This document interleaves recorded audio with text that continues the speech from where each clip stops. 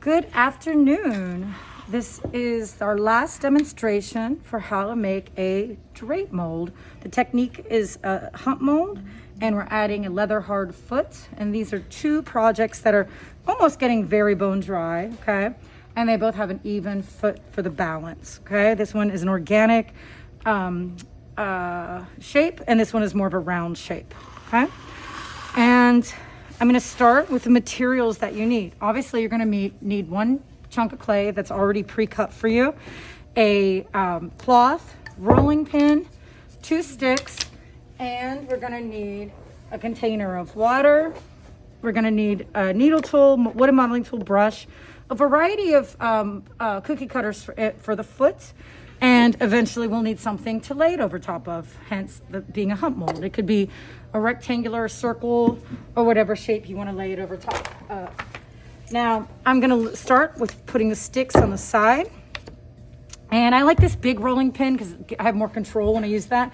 Always stand up to. And I think I'm going to do, because I did already a circle, I did an organic rectangle, and I did a geometric rectangle that's outside. I didn't show you that one. I think I'm just going to do a nice square this time, okay? So I want my square to stay even, so I'm going to keep rotating it and rolling a little bit on each side. And these sticks ensure that I have a 1/4 inch thickness for my measurement. And when you know that the clay doesn't change anymore, you know it's rolled across, and it's a perfect 1/4 inch. Now, I like this. We have a variety of textures to use. We have in class, we have, as you can see, there's bubbles, there's bricks, there's dragon, there's a wood. There's a whole bunch of different variety in class.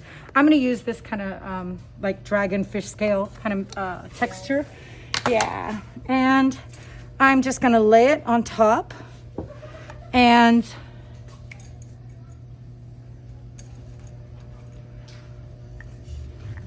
I'm gonna just roll out, and I'm kind of press. And I'm gonna peel back slowly. Ooh, how nice does that look? Okay. And if I want to get a perfect square, I could use the stick and just cut, around. Or if I wanted something organic, and again, you would use your needle tool to do that. I'm gonna push these back so I can bring my materials into here. And I can use the stick and cut just a perfect straight line. Here, perfect straight line here. And you know what? I really like how these, are kind of scalloped. What, don't you guys? What do you think? I do have an audience here watching. Everyone can say hello? Hello. Good. And I do want to take my water, and I just want to smooth those sides first. Don't forget this step. It'll make it nicer if you do it first. And you'll probably end up having to smooth later again, but it's really nice when you do it both times. Okay, and nice and rounded so it's not sharp, and you don't want to cut anyone later on, because once this is a stone, you don't want it to be a sharp stone. Now, I have some forms I can lay this over, and I think I'm going to pick a square form. I have some different size square forms. I have some from like this Arco container. It's kind of round the top, but the bottom is square. And I have this one. And I want to use the smaller, they're like exactly the same size. So I'm going to use this one. And I can loosely lay this over, but should I lay this plastic clay over top a piece of plastic? Will it stick? Yes or no, guys? Yes. So I'm going to recycle or upcycle some old management plans we're not using anymore. And I can just kind of push it down, kind of organically, okay? And now, would I lay it this way, or do I lay it this way? That way, right? Because I want my texture to show on the inside of the bowl, okay? And, could I just leave it like that? Kind of pinch the sides? Maybe I could pull this up if I wanted. But what do you think? Is that pretty easy? That's very easy, right? Now we need to make a foot. So I'm gonna put this to the side, and can you guys help me push this stuff over? Thank you very much. And I'm gonna take some of my upcycled clay or some of my recycled clay. I have scraps. We don't ever get rid of our scraps. With your neighbors, could you together pull all your scraps together? Yes. And could one person push their sleeves back and do a good wedge for the table? And could you all cut out of that one slab that you're gonna remake? Okay, so this is how to wedge. Basically, you take the clay and you wanna push forward, just a little push. And you can rotate it after a while. And then eventually you want both your hands involved. It's kind of hard when there's not a lot of clay.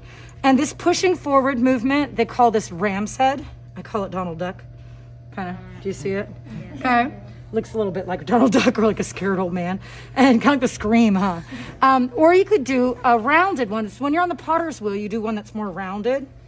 You hold your left hand if you're a righty, kind of just stationary. And this is a spiral wedge. And it kind of just turns it like a Hershey's Kiss kind of. Okay. Now the reason for wedging is so that your clay is all the same plasticity. If you have different, wetnesses of clay or plasticities, and you get the air bubbles out. So if I slice this in half, do you see how the air bubbles are gone? Air bubbles are gone. Smack it back together hard. Otherwise you made an air bubble. And then kind of slab it. You can smack it against the table a little bit. And again, let's put that cloth back out. Whoopsies, I threw a tool at a student. Can you grab that for me? Thank you. And you guys are so good. All right. And this is how layer sticks down and roll out again. And will you, Jimmy, I'm sorry to bother you. Would you go out? I have a project on a tray out there that it's sitting next to Eden. Will you bring it in for me? Thank you. And that's how, and I'll show you guys how to join, because even after I make this foot, am I going to join this right away? No, right? Why not? You're correct. Why wouldn't you join this right away? Well, there's the same plasticity. They're both what? Plastic, right? And do you join plastic to plastic? No. Not for stiff slab project. So you want to get a little leather hard. Ooh, could this be a good little foot though? Thank you very much. These are getting leather hard. Okay, could this be a cute little foot for this? Oh yeah, okay. I could do square, I could do this rounded foot. I like this. And so if other people wanted to use this, should I scoosh it over to the corner as much as possible? Yes. Yeah, just a little scoosh. Okay. And then you always just want to carefully peel back this first. And this can go to the side. Someone else can use this.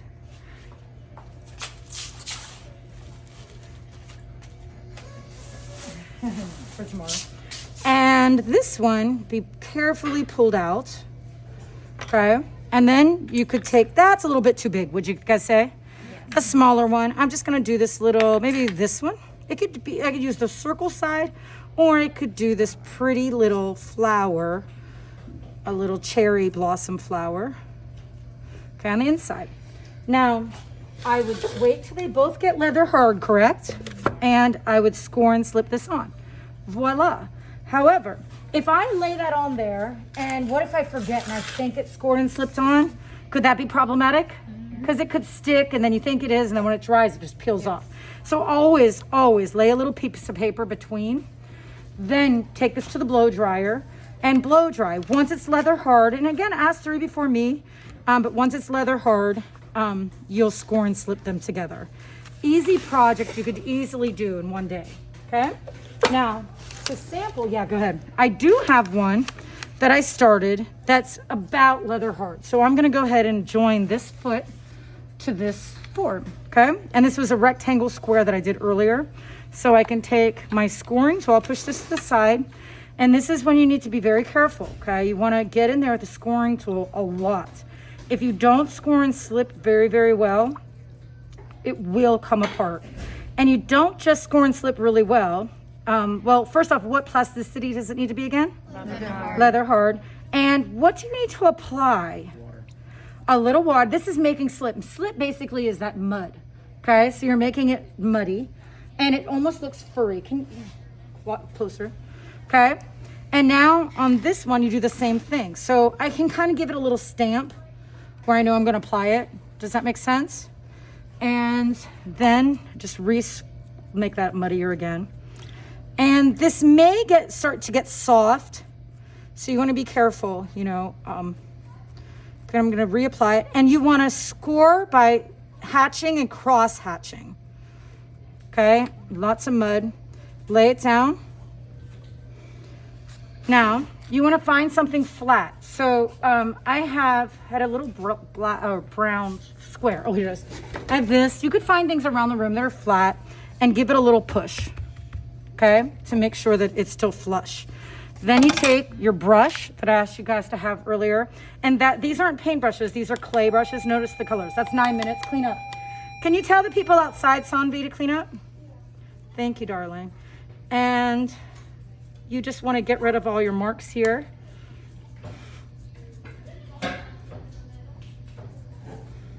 Tell them to get a sponge and a bucket for each table.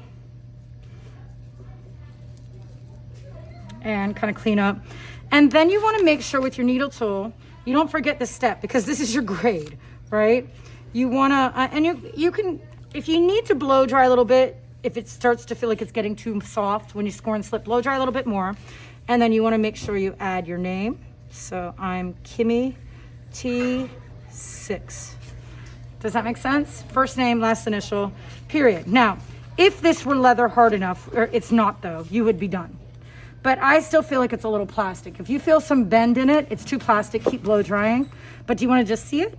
If you want to see what it looks like. Ooh, okay. It's a little off, but that's okay.